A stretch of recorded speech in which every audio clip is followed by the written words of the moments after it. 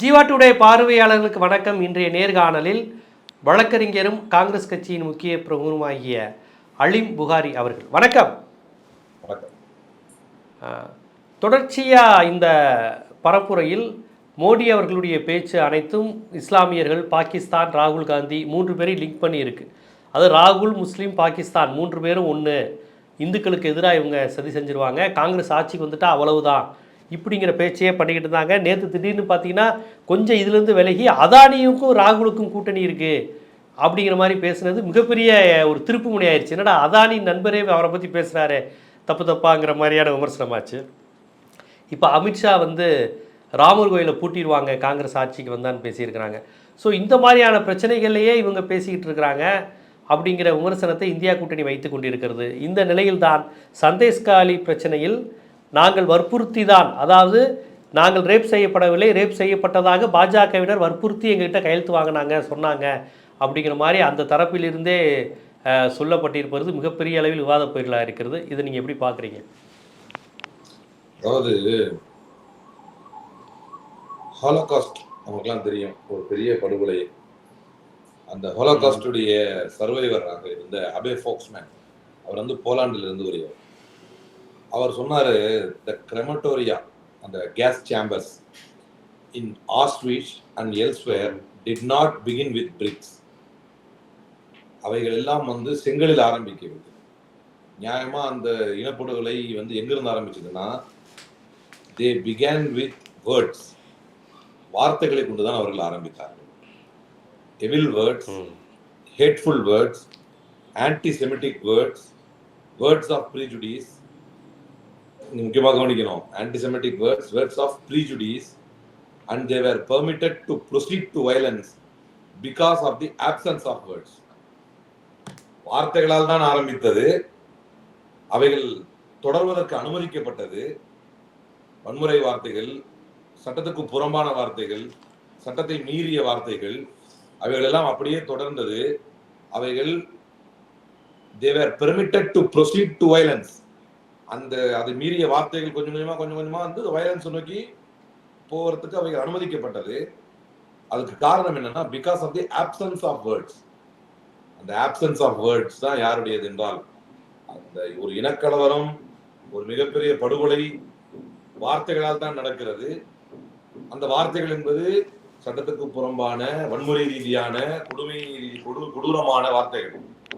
ஆனால் அவர்கள் அப்படியே வன்முறைக்கு இட்டு சென்று, அதுக்கு காரணமா என்ன, அது எப்படி வன்முறைக்கு இட்டு செல்லும் அப்படின்னா, அங்க ஆப்சன்ஸ் ஆஃப் வேர்ட்ஸ் இருக்கும். இங்க இது எவ்வளவு அழகா புரிஞ்சு வருது பாருங்க. ஏன்னா எல்லா படுகொலையும் ஒண்ணுதான், எல்லா இனப்படுகொலைக்கும் சப்ஜெக்ட் என்னமோ ஒண்ணுதான்.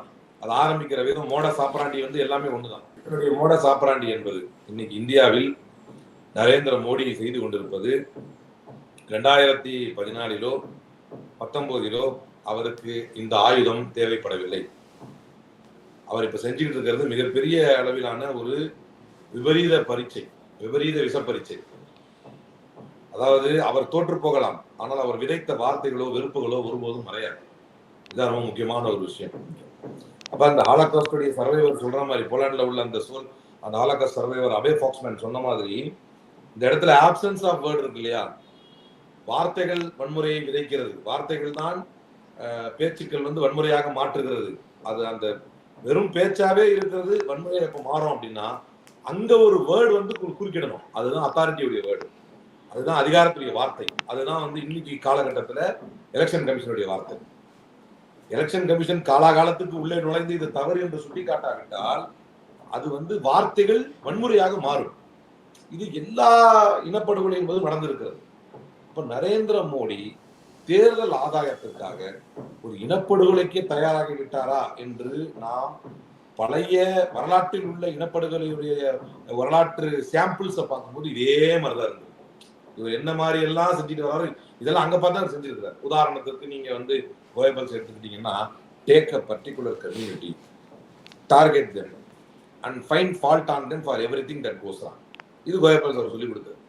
நீ to hide your inability in governance, ஆட்சி அதிகாரத்தில், அட்மினிஸ்ட்ரேஷன்ல உங்களுடைய கையாளாகத்தனத்தை நீங்கள் மறைக்க வேண்டுமா, ஒரு குறிப்பிட்ட சமூகத்தை எடுத்துக்கங்க, அவங்கள டார்கெட் பண்ணுங்க, அப்படியே அடிச்சுக்கிட்டே வாங்க. அப்ப இன்னைக்கு நீங்களாம் ஒரு காலத்துல ஜோக்ல தான் நம்மளாம் கேள்விப்பட்டிருப்போம். ஏன்டா யாருக்கு கான்ஸ்டிபேஷன் வந்து ஒழுங்கா மலம் கழிக்க முடியலன்னா கூட அதுக்கு வந்து பாகிஸ்தான் முஸ்லீம்கள் தான் காரணமா என்றெல்லாம் ஒரு ஜோக்குக்கு பேசியிருப்பாங்க ஒரு காலத்தில். ஆனால் இன்றைக்கு நிதர்சனத்தில் 2 மாடு இருந்தா ஒரு மாடை பிடிங்கி முஸ்லீம் கிட்ட கொடுத்துருவாங்க, உங்க தாலியை பிடிங்கி முஸ்லீம் கிட்ட கொடுத்துருவாங்க, முஸ்லீம் பிளேயர்ஸை வந்து இந்தியாவில் வந்து அதிகமா விளையாட விடுவாங்க, அவுரங்கசீப் காலத்து ஜிஸ்டியா உங்க மேல விதிச்சிருவாங்க, நான் கோதராவுடைய ரயில் எரிப்பு விஷயத்தை வந்து இங்க நினைவு கூற விரும்புறேன், பாபர் பூட்டை கொண்டு வந்து ராமர் கோயில பூட்டிடுவாங்க, அனைத்தும் வந்து அப்படி டீமனைஸ் பண்ணி இதுவரை உலக வரலாற்றில் எந்தெந்த இடங்களில் எல்லாம் வன்முறைகளும் இனப்படுகொலைகளும் நடந்ததோ அதனுடைய முன்னுதாரணமும் முன்னேற்பாடும் இப்படித்தான் இருந்திருக்கு. அப்ப நரேந்திர மோடி ஒரு திட்டத்தோடு ஒரு முடிவோட தான் இருக்கிறார். லாஸ்டா வந்து 2 விஷயம் தான் அந்த ஆலக்கா சர்வைவர் வந்து அதையும் சொல்றாரு. 2 விஷயம் இங்க முக்கியமானதாக இருக்கும். அதில் ஒன்று ஒரு குறிப்பிட்ட சமூகத்தை டீமனைஸ் செய்வது, இன்னொன்று அவர்களுக்கு ஆதரவு குரலாக இருப்பவர்களை நசுக்குவது. இங்க அதுதான் வந்து மைனாரிட்டி அப்பீஸ்மெண்ட் அப்படின்னு சொல்லி முடிச்சிட்டாங்க. நடக்கின்ற அநீதியை காங்கிரஸ் தட்டி கேட்குமே ஆனால், நடக்கின்ற தவறை காங்கிரஸ் வந்து குரல் எழுப்புமே ஆனால், அதுக்கு ஒரே வார்த்தை தான் மைனாரிட்டி அப்பீஸ்மெண்ட். அதுக்கு ஒரே வார்த்தை மைனாரிட்டி அப்பீஸ்மெண்ட். இவங்க வந்து மைனாரிட்டிகளுக்கு வந்து ஆதரவு அளிக்கிறாங்க. நீங்க பேசியது சரியா தப்பா? நீங்கள் பேசி கொண்டிருப்பது சரியா தவறா? இதன் மீது நடவடிக்கை எடுக்கப்பட வேண்டுமா வேண்டாமா? இப்ப பாயிண்ட் அதுதான். இப்ப நரேந்திர மோடி அவர்கள் தொடர்ந்து பேசிக் கொண்டிருப்பது உலக அரங்கிலே பல இனப்படுகொலைகளுக்கு முன்னுதாரணமாக எப்படி இருந்ததோ அதுல கொஞ்சம் கூட மாற்றம் இல்லாமல் அப்படியே மிகச்சரியாக நடந்து கொண்டிருக்கிறது. இப்ப லாஸ்டா ரொம்ப நிலை தடுமாறி போய் நிலை குலைந்து போய் எங்க வந்து நிக்கிறார் அப்படின்னு சொன்னா, அம்பானி அதானி வந்து நினைச்சார் இதுக்கு மேல இது ரொம்ப ஓவர் பர்டனு, இது எங்கேயாவது தூக்கி வச்சு விட்டுறணும் அப்படின்னு முடிவு பண்ணிட்டாரு போல இருக்கு. அது எப்படி எனக்கு தெரிஞ்சு எப்படி முடிவு எடுத்திருப்பாருன்னா, எப்ப தற்சமயத்து உங்களை இறக்கி விடுறேன், தேர்தலாம் முடிஞ்சுட்டு நான் ஏற்றிக்கிறேன் அப்படி வேணா இருக்கும். ஏன்னா நீங்க அவருடைய பேச்சுக்களை பாருங்கள். இதே நரேந்திர மோடி எவ்வளவுக்கு எவ்வளவு வெறுப்பு பிரச்சாரத்தின் நாயகனாக, வெறுப்பை கற்கும் மிஷினாக இருக்கிறாரோ, தேர்தல் முடிஞ்சு ஒரு கால் இவங்க கணக்குப்படி அவர் ஜெயிச்சுட்டாருன்னு வைங்களேன், உடனே செக்யூலர் ஆயிடுவார். பாருங்க எப்படி செக்யூலர் ஆகுறாரு. அவரை பொறுத்தவரை தேர்தல் வெற்றிக்காக எவ்வளவு எனி லோ லெவல், எவ்வளவு கீழ்மட்டமாக இறங்கி கூட அலசுவார். அவருக்கு தேர்தல் வெற்றி. அப்ப இந்தியா தன்னுடைய மிக மோசமான வரலாற்று பக்கங்களை புரட்டி கொண்டிருக்கிறது. இந்தியாவுக்குன்னு ஒரு வரலாற்றை வந்து இன்னும் எத்தனை ஆயிரம் ஆண்டுகள் இந்தியா இருக்க போகிறதோ, அதாவது உலகம் இருக்கிற வரைக்கும் தேசம் இருக்கிறோம் இல்லையா, இன்னும் எத்தனை ஆயிரம் வருஷம் இந்த உலகம் இருக்க போகிறதோ அதில் இந்திய வரலாற்றில் கருப்பு பக்கங்களை நாம் எழுதி கொண்டிருக்கிறோம். இப்படி ஒரு நபர் வந்தார், அவர் பிரதமராக வந்து ஒரு 5 ஆண்டுகள் இருந்தார். ஏன்னா 2014 பிரதமர் நரேந்திர மோடி 2 மாடை வச்சிருந்தா 1 மாடை பிடிச்சுக்குவாங்க, பாபர் மசூதி ராமர் கோயில்ல பாபர் லாக்க போட்டுருவாங்க, உங்க மங்கள் சூத்ராவை புடிங்கிட்டு போயிருவாங்க, உங்க சொத்தை புடிங்கி வந்து முஸ்லீம்களுக்கு கொடுக்கணும்னு நினைக்கிறாங்க, முஸ்லீம் பிளேயர்ஸ் வந்து இந்தியா டீம்ல நிறைய கொண்டு வரணும்னு நினைக்கிறாங்க. இப்படி எல்லாம் பேசவில்லை. 2014 அவர் பேசியது, ஐயோ முறையாக வரி செலுத்துபவர்கள் பாவம் இல்லையா, அவங்களெல்லாம் பார்க்கும்போது எனக்கு பாவமா இருக்கு, அவங்களுடைய வரிக்காக நான் என்ன செய்வேன், சுவிஸ் அக்கௌண்ட்ல இருக்கிற அவங்களுடைய கருப்பு பணத்தை எல்லாம் புடிங்கிட்டு வந்து இங்க அநியாயமா வந்து வரி கட்டிட்டு இருக்கக்கூடிய அப்பாவி மக்களுக்கு போடுவேன்னா, நீங்களும் நானும் அல்லது உங்களையும் என்னையும் பிரதிபலிக்கக்கூடிய நம்முடைய சாமானிய பிரதிநிதிகள் எல்லாம் கைதட்டி வரவேற்றார். கரெக்டான பாயிண்ட் பா. இன்னைக்கு கேட்டாலும் அது கரெக்டா தான் இருக்கும். அன்னைக்கு பேசின நரேந்திர மோடி பேசினது இன்னைக்கு பேசினது வாஸ்தவமான பேச்சு தான். நீ செய்வியா செய்ய மாட்டேன்னா அது வேற விஷயம். அன்றைக்கு 2014 இதைத்தான் நரேந்திர மோடி பேசுகிறார். சைனாவுடைய டாலர் இறங்கல, அமெரிக்காவுடைய டாலர் இறங்கல, ரஷ்யாவுடைய ரூபாய் இறங்கல, இந்தியாவுடைய ரூபாய் மட்டும் ஏன் இறங்கிட்டே போகுது, நான் இதை விட மாட்டேன். ஒரு நல்ல இந்தியனாக நமக்கே அது சரியா போட்டுச்சு. அது ஆமா இல்ல, இத்தனை ஆண்டு காலம் காங்கிரஸ் ஆட்சிக்கு இருந்துச்சு, இவ்வளவுலாம் இருந்துச்சு, கரெக்ட் தான். இப்ப வந்து இப்படிலாம் இறங்கல, நரேந்திர மோடி ஏதோ சொல்றாருப்பா, இந்தியாவை வந்து கண்ணித்து காப்பாற்றிடுவார் போல இருக்குப்பா. இதைத்தான் 2014 அவர் பேசினார். இதைத்தான் மக்களுக்கு சொன்னார். புல்வாமா தாக்குதல் நடந்திருக்கிறது, இந்தியாவை வந்து விஸ்வகுரு ஆக்கணும், இந்தியா வந்து உலக நாடுகளுக்கு தலைவராக மாத்தணும், அதுக்கு இன்னொரு முறை எனக்கு வாய்ப்பு கொடுத்தீங்கன்னா தான் நான் அவங்களுக்கு சர்ஜிக்கல் ஸ்ட்ரைக் நடத்தி இந்தியாவை பற்றிய கண்ணியத்தை நான் வந்து மீண்டும் கொடுக்க முடியும், என்னால் மீண்டும் அவர்களுக்கு தாக்குதல் நடத்த முடியும், இந்தியா யார் என்பதை அவங்க நம்ம ப்ரூவ் பண்ணணும் அப்படி இப்படிலாம் சொல்லுங்க. அப்பவும் ஒரு பக்கம் ஏழைகளுடைய பொருளாதாரத்தை உயர்த்துவேன், இந்தியாவுடைய இந்தியாவுடைய ஸ்டேட்டஸை வந்து உலக நாடுகளில் உயர்த்தி காட்டுவேன், இந்த அளவுக்கு பேசினார் அப்படின்னா நரேந்திர மோடி 2014 வாக்கிலே நான் பார்க்கிறேன். ஒரு காங்கிரஸுக்கு உதாரணம் சொல்றேன். நான் நரேந்திர மோடி பேசுகிறார், ஒரு ஹோட்டல்ல போய் நான் சாப்பிட போறேன், அப்ப வந்து அந்த ஹோட்டல்ல சாப்பாடு நல்லா இருந்துச்சு, ஒரு வெயிட்டரை கூப்பிட்டு, எப்பா சாப்பாடு நல்லா இருக்குப்பா அவங்க ஹோட்டல்ல அப்படின்னு சொன்னா, அப்படியா ரொம்ப தேங்க்ஸ் நீ என்ன பாராட்டினதுக்கு அப்படின்னு இந்த வெயிட்டர் சொல்றான். நியாயமா பாருங்க இந்த வெயிட்டர் எவ்வளவு பெரிய அக்கிரமக்காரன். ஏன்னா சாப்பாடு நல்லா இருந்தா அதுக்கு காரணம் வெயிட்டரா? நரேந்திர மோடியுடைய கேள்வி. சாப்பாடு நல்லா இருந்தா அதுக்கு காரணம் யாரு? சமயக்காரன். அப்படித்தான் காங்கிரஸ் வந்து விண்வெளிக்கு ராக்கெட் விட்டுட்டு அந்த பெருமையை தான் தேடிக்கொள்ள வேண்டும் என்று நினைக்கிறார்கள். லாஜிக்கான பாயிண்ட் இது, லாஜிக்கான பாயிண்ட் நரேந்திர மோடி பேசுனது. அன்றைக்கு எவ்வளவு லாஜிக்கா பேசினாரோ இன்றைக்கு அந்த நிலையிலிருந்து மாறி ஆட்சி லாஜிக்கா பேசினாரு. அதுக்கப்புறம் அவரே இல்லாஜியோட மொத்தம் உருவமாயிட்டாரு. அது அப்புறம் கதை. அவர் ஆட்சிக்கு வந்த பிறகு இல்லாஜியோட மொத்தம் உருவமாயிட்டாரு. சாத்தியம் இல்லாத வாக்குறுதிகளை இந்தியர்களுக்கு கொடுத்தார். அது அப்புறம் கதை. ஆனால் இப்போது 2024 ஒரு என்டையர்லி டிஃபரண்ட் நரேந்திர மோடியை அஸ் அ பிரைம் மினிஸ்டர் சிஎம்மா நம்ம இதோட கொடுமையெல்லாம் அவர் பேசியிருக்காரு. அதான் விஷயம். அப்படி பேசிதான் ஆட்சிக்கே வந்தாரு. உங்க கையில வந்து ரத்த கரை இருக்குன்னு பிபிசி சொல்லிச்சு. சிஎம்மா அவர் பேசினதெல்லாம் இதோட கொடூரமானது. அது வேற கதை. ஆனால் 2024 அவர் பிரதமராக வந்ததற்கு பிறகு அன்பொன்றும் இன்பொன்றுமாக அப்படி இப்படின்னு கொஞ்சம் பேசுவார். சிஏஏ போராட்டத்தில் நீங்க ட்ரெஸ் போட்டுருக்கிறவங்களை பார்த்தா அவங்களுக்கு அப்படி தெரிஞ்சிடும். இதுல வந்து நாக்பூர் கான்பூர்ல வந்து ட்ரெயினுக்கு வந்ததுக்கு வந்து ஒரு எதிரியுடைய சதி இருக்குது, அதை காப்பாற்றணும்னா எனக்கு ஓட்டு போடுங்க, இப்படி அப்படி இப்படின்னு பேசிட்டு போவார். இப்போ வந்து series of lies, series of blatant lies, தொடர்ந்து பொய்கள். இஸ்லாமியர்கள் அதிக பிள்ளைகள் பெற்றுக் கொள்கிறார்கள் என்று சொன்னார், பொய். மன்மோகன் சிங்குடைய ஸ்டேட்மெண்ட்டை வந்து இப்போ உள்ள காங்கிரஸ் மேனிஃபெஸ்டோட இணைத்து பேசினார். டெலிபரேட்லி மிஸ்இன்டர்பிரேட்டட் என்று த இந்து சொன்னார். 4% இஸ்லாமியர்களுக்கான இடஒதுக்கீட்டை இரவோடு இரவாக காங்கிரஸ் அமல்படுத்த பார்க்கிறது என்று சொன்னார். 1995 அதை ஜேடிஎஸ் கொண்டு வந்துச்சு, அதுவும் போய். இஸ்லாமியர்களை வந்து அதிகப்படியாக வந்து இந்தியா டீமுக்குள்ள சேர்ப்பாங்கன்னாரு. இந்திய வரலாற்றிலேயே முகமது எனக்கு விவரம் தெரிஞ்சு சொல்றேனே, கைஃபு, ஜஹீர் கான் இவங்கெல்லாம் இருந்தாங்க. அவங்கெல்லாம் யாரும் முஸ்லீம் இந்துலாம் பிரிச்சு பார்க்கல. அவங்களாம் இந்தியன் பிளேயர்ஸ் கொஞ்சம் கூடி கொலாவிக்கிட்டாங்க எல்லாரும். முறையாக முகமது ஷமி தான் ஒரு முஸ்லீம் என்பதால் அவர் ஓரங்கட்டப்பட்டு தனிமைப்படுத்தப்பட்ட போது ரோஹித் சர்மா மாதிரியான நல்ல வீரர்கள் எல்லாம் நான் அவங்களுக்கு ஆதரவா நிக்கிறேன், கோலி மாதிரியான நல்ல வீரர்கள் எல்லாம் நாங்க அவனுக்கு சப்போர்ட்டா நிக்கிறோம் என்று சொல்லி ஆசுவாசப்படுத்தக்கூடிய நிலைக்கு தள்ளியது பாஜகவுடைய ஆட்சி. இன்னைக்கு வேணா சொல்றாங்க முஸ்லீம் பிளேயர்ஸ், அப்படி பார்த்தா நிறைய பிளேயர்ஸ் ஒன்றும் இல்லையே. அப்படி பார்த்தாலும் இன்னைக்கு இவங்க ஆட்சியில என்னமோ காங்கிரஸ் தான் கொண்டு வரப்போது, காங்கிரஸ் கொண்டு வந்துச்சு அப்படின்னு சொல்றதுக்கும் அப்படி நிறைய பிளேயர்ஸ் இல்லை. மாறாக முகமது ஷமி மீது ஒரு பர்சனலா நடந்த ஒரு குடும்ப பிரச்சனை முகமது ஷமிக்கும் அவருடைய மனைவிக்கும். அதுக்கு முகமது ஷமியுடைய மனைவி பிசிசிஐ கிட்ட கம்ப்ளைண்ட் லெட்டர் கொடுத்து அதை விசாரித்த வரலாற்று விசித்திரம் எல்லாம் இங்கதான் நடந்துச்சு. ஷமியுடைய பொண்டாட்டி கிட்ட கம்ப்ளைண்ட் லெட்டர் வாங்கி அதை பிசிசிஐ விசாரிச்சு. இப்ப இதெல்லாம் வந்து அவங்க முஸ்லீம்கள் தான் நடந்துச்சு. எத்தனை பேருக்கு பர்சனல் பிரச்சனை தான் செய்யுது.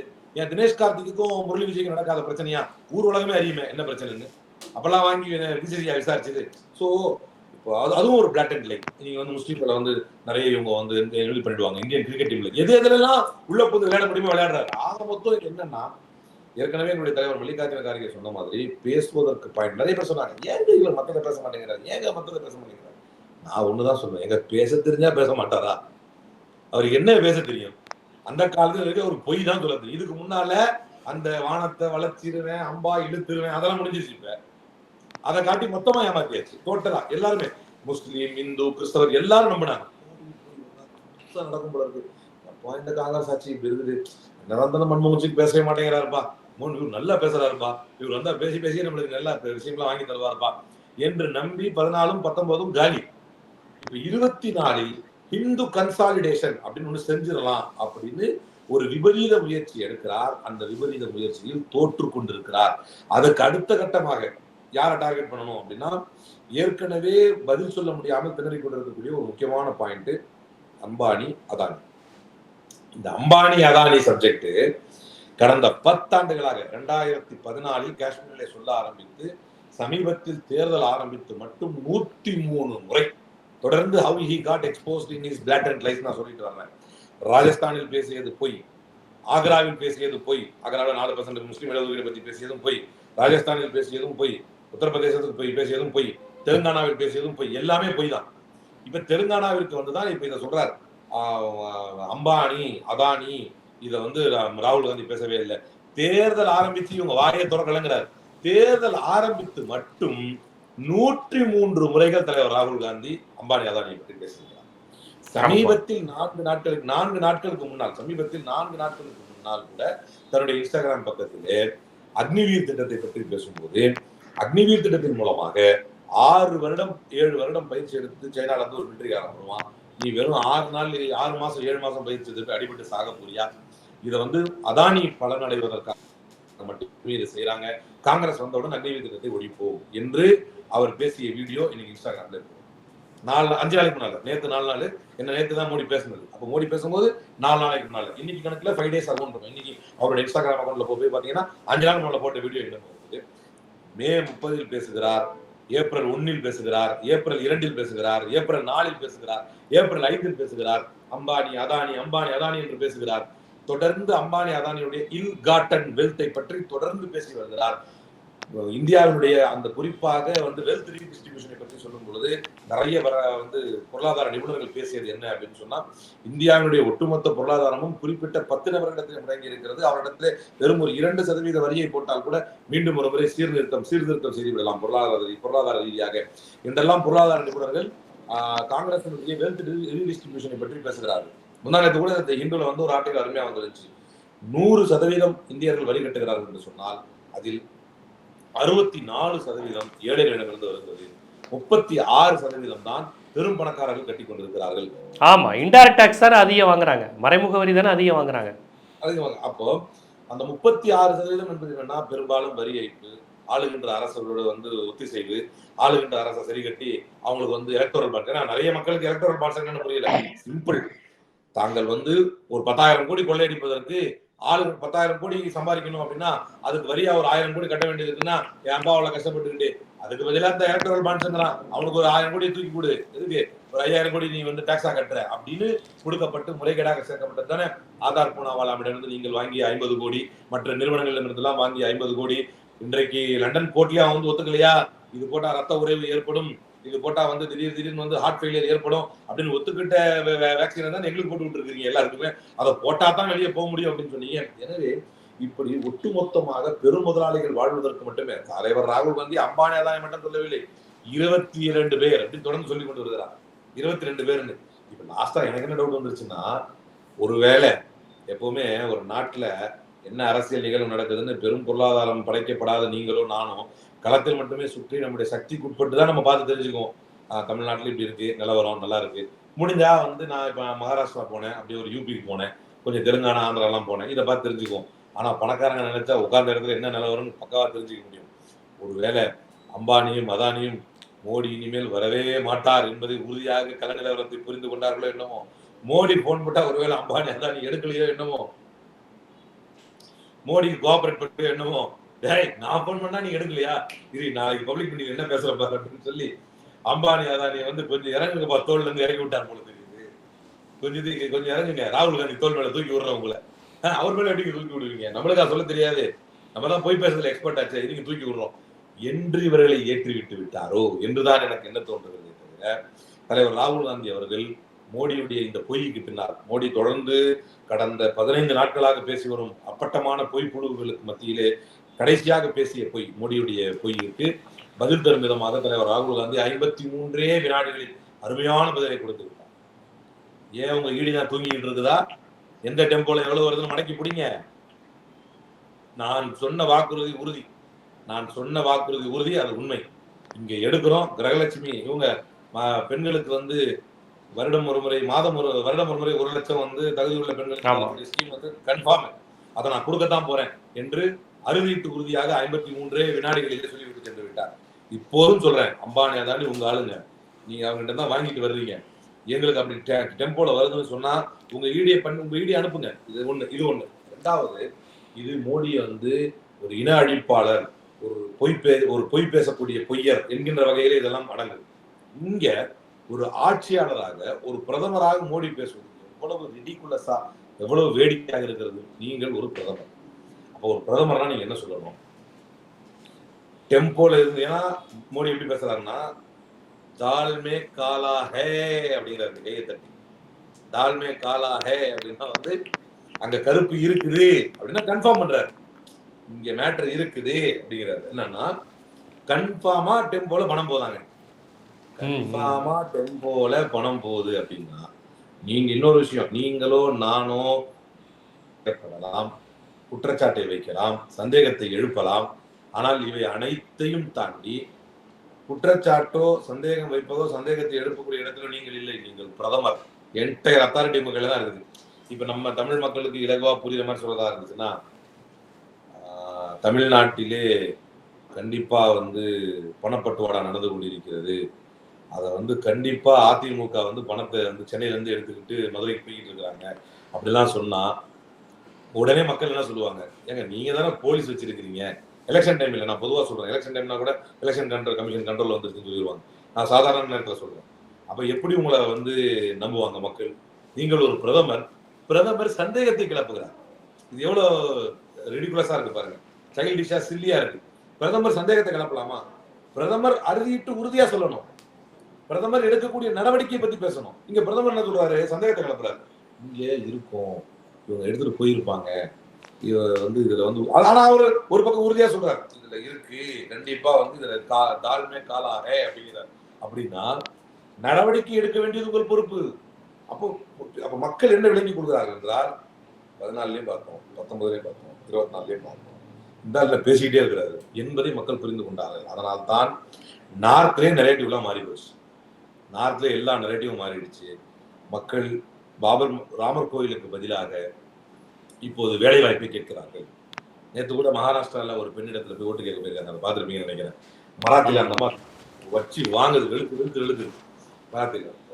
என்ன தாலினா என்ன, எங்க தாலிக்கு என்ன பதில் சொல்லுவார் மோடி அப்படிங்கிறது. அப்புறமா என்ன நிறைய பிள்ளை இருக்குது முஸ்லீம் சொல்றீங்க, ஏன் நாங்க கூட தான் நிறைய பிள்ளை, எங்க குடும்பத்துக்கு தான் நிறைய பிள்ளை இருக்குது, அப்ப நீ எங்க பிள்ளையும் சேர்த்து சொல்ல வரியா அப்படின்னு கேட்குறது. என்ன சும்மா வேலையை பத்தி கேட்காம மோடி கோட்டு போடுன்னா நான் அதெல்லாம் இருக்கட்டும் ஒரு பக்கம், என்ன மாட்டை பிடிக்கி கொடுத்துருவாங்க, அதெல்லாம் ஒரு பக்கம் இருக்கட்டும், வேலைக்கு என்ன வேலை சொல்ல போறேன், 10 வருஷமா நீ என்ன சாதிச்ச என்று இந்துக்கள், எந்த இந்துக்களின் பிரதிநிதி என்று தன்னை சொல்லிக் கொள்கிறாரோ, எந்த இந்து சமூகத்திலே பிறந்த விஸ்வகுருவாக இந்த தேசத்தை உருவாக்கி விட்டேன் என்று தன்னை சொல்லிக் கொள்கிறாரோ, அதே இந்து சமூகம் இவரை கேள்வி கேட்டுக் கொண்டிருக்கிறது. அப்படி இருந்தும் இவர்கிட்ட இருக்கிற கடைசி ஆயுதம் இதுதான் என்பதனால் இதையே அவர் விட்டு விட்டு விட்டு விட்டு பார்க்கிறார். ஒன்றை நான் ரொம்ப அறுதியிட்டு உறுதியாக கேட்க விரும்புகிறேன். நீங்க நேற்று போய் திருப்பதியிலே இறங்குறீங்க, 2014 இதே திருப்பதிக்கு நீங்க போனீங்க. 2014 இதே திருப்பதிக்கு போனீங்க. மன்மோகன் சிங் அவர்கள் 2014 ஆட்சி முடிகிறதுக்கு கொஞ்ச நாள் முன்னால ராஜ்யசபாவில் பேசுகிறார். பேசும்போது ஆந்திர பிரதேசம் தெலுங்கானா பிரிச்சு கொடுத்து தெலுங்கானாவுக்கு ஹைதராபாத் போயிடுச்சு. அதனால ஆந்திர பிரதேசத்துக்கு ரெவன்யூ லாஸ், ஆந்திராவுக்கு ஸ்பெஷல் கேட்டகரி ஸ்டேட்டஸ் கொடுக்கணும் அப்படின்னு பேச்சுவார்த்தை வந்தபோது மரியாதைக்குரிய பிரதமர் மன்மோகன் சிங் அவர்கள் ஆந்திராவிற்கு 5 ஆண்டுகள் ஸ்பெஷல் கேட்டகரி ஸ்டேட்டஸ் கொடுக்க போறோம் அப்படின்னு சொன்னாங்க. உடனே எழுந்திருந்த வெங்கையா நாயுடு அவர்கள் 5 ஆண்டா, எங்க கவர்மெண்ட் வந்துச்சுன்னா 10 ஆண்டு கொடுப்போம் அப்படின்னா 2014. அதே 2014 தேர்தல் நேரத்தில் நரேந்திர மோடி இதே புனித பூமியாக கருதப்படக்கூடிய திருப்பதிக்கு வருகிறார். அதே புனித பூமியில் திருப்பதி ஏழுமலை வெங்கடாச்சலபதி தானே அவர் பார்க்க, அவர் முன்னிலையில் என்ன சொல்றாரு, நாங்க ஆந்திராவுக்கு ஸ்பெஷல் கேட்டகரி ஸ்டேட்டஸ் கொடுப்போம், எங்களுக்கு ஓட்டு போடுங்க அப்படிங்கிறாங்க. ஆந்திர மக்கள் அல்ல, இந்திய மக்கள் அனைவரும் ஓட்டு போட்டார்கள். நேற்று அதே திருப்பதிக்கு கடவுளின் பெயரால் நீ பேசுவது உண்மை என்றால், இந்து மக்களுக்காக நீ இருப்பது உண்மை என்று சொன்னால், இந்து மதத்தின் கடவுள்களை நீ மதிப்பதும் நம்புவதும் நேசிப்பதும் உண்மை என்று சொன்னால், உனக்கு கொஞ்சமாவது கடவுளின் பயம் இருப்பது உண்மை என்று சொன்னால், உனக்கு ராமருடைய பயமோ பகவான் ஏழுமலையாருடைய பயமோ உனக்கு இருந்திருந்தால், அதே திருப்பதியில் வாய் கூசாமல் போய் நிக்கிறிய, அப்ப அங்க சொல்லணுமா இல்லையா? 10 வருஷத்துக்கு நான் கொடுத்த வாக்குறுதி என்னாச்சுன்னு பேசணுமா இல்லையா? பேசுனீங்களா? அப்ப இங்க என்ன கடவுள் பயமே அப்ப அங்க இப்ப என்னன்னா மக்கள் கேட்பான், ஐயா 10 வருஷத்துக்கு முன்னாடி இதே இடத்துக்கு எங்களுக்கு 10 வருஷம் ஸ்டேட்டஸ் கொடுக்குறேன், நீங்களே 10 வருஷம் ஆட்சி கொடுத்தீங்க, நீங்க இன்சூர் பண்ணி கொடுத்துருந்தா எங்களுக்கு நல்லா இருந்திருக்கும் என்று மக்கள் கேட்டுவிடக் கூடாது என்பதற்கு தான் என்ன சொல்றாரு, ராமர் கோயில்ல பாபர் போட்டு பூட்டிடுவாங்க, அம்பானி அதானி பற்றி பேசிடுவாங்க. என்னங்க இது ஃபூலிஷ் ஸ்டேட்மெண்டா இருக்கு ஒரு பிரதமர் கிட்ட. அம்பானி அதானி டெம்போ வேன்ல பணம் கொடுத்து அனுப்பி பிற கட்சி தலைவர்களை விலைக்கு வாங்கக்கூடியவர்கள் என்றால் 10 வருடம் பூப்பறித்துக் கொண்டா இருந்தீர்கள். பிற கட்சி தலைவர்களை அப்படி பணத்தை கொடுத்து விலைக்கு வாங்கக்கூடியவர்கள் தான் அம்பானியும் அதானியும் என்றால் 10 வருடம் பூப்பறித்துக் கொண்டா இருந்தீர்கள். அங்கேயே உங்களுடைய இன்னபிலிட்டி தெரிஞ்சிருச்சு, அங்கேயே நீங்க ஃபெயிலியர். ஒண்ணு இது உண்மையா இருந்தா அங்கேயே நீங்க ஃபெயிலியர், இது பொய்யா இருந்தா அங்கேயே நீங்க ஃபெயிலியர். அதுக்கு ஒரு உதாரணம் சொல்றாரு கேளுங்க, அதை மட்டும் நான் சொல்ல ஆசைப்படுகிறேன். எப்படி பாபர் மசூதி ராமர் கோயில்ல பாபர் போடுவாங்களாம். இவருடைய அறிவுத்திறனை பாருங்க. பில்கிஸ் பானு சரி இது ஷாபானு கேஸ்ல வந்து அந்த அம்மா போராடி ஒரு வெற்றியை உச்சநீதிமன்றத்தில் பெற்றதற்கு பின்னால் முஸ்லீம்கள் எல்லாம் மொத்தமா போய் பெரும்பான்மை முஸ்லீம்கள் ஒன்னா போய் இதெல்லாம் தப்புங்க, எங்ககிட்ட வந்து மெயின்டெனன்ஸுங்கிறது வந்து நாங்க சரியத்துல வேற ரூல்ஸ் வச்சிருக்கிறோம், இதை சுப்ரீம் கோர்ட் தலையிட்டு இருக்க கூடாது, எங்களுக்கு ஏதாவது ரெமெடி கொடுங்கன்னு கேட்டாங்க. உடனே ராஜீவ்காந்தி என்ன பண்ணாருன்னா உச்ச நீதிமன்றத்தின் தீர்ப்புக்கு எதிராக பாராளுமன்றத்தில் சட்டம் இயற்றி முஸ்லீம்களை திருப்திப்படுத்தினார். அதே போல உச்ச நீதிமன்றத்தின் தீர்ப்பின் வாயிலாக அமைந்த பாபர் மசூதி இடத்தில் கட்டப்பட்ட ராமர் கோயிலை முஸ்லீம்களை திருப்திப்படுத்துவதற்காக அதில் பாபரை போடுவார். எப்படி என்ன ஒரு நாசுக்கான பேச்சு பாருங்க. அப்போ ஆனா இது எவ்வளவு பெரிய அயோக்கியத்தனம் என்றால் ராஜீவ்காந்தி ஆட்சி நேரத்திலே நீதிமன்றத்திற்கு சென்ற ஷாபானுவும் ஒரு முஸ்லீம், ஷாபானுடைய கணவரும் ஒரு முஸ்லீம். எங்களுக்கு சரியத்தை வந்து உறுதிப்படுத்தித்தாங்க என்று ராஜீவ்காந்தி இடத்திலே கோரிக்கை வைத்து சென்றவர்களும் முஸ்லீம்.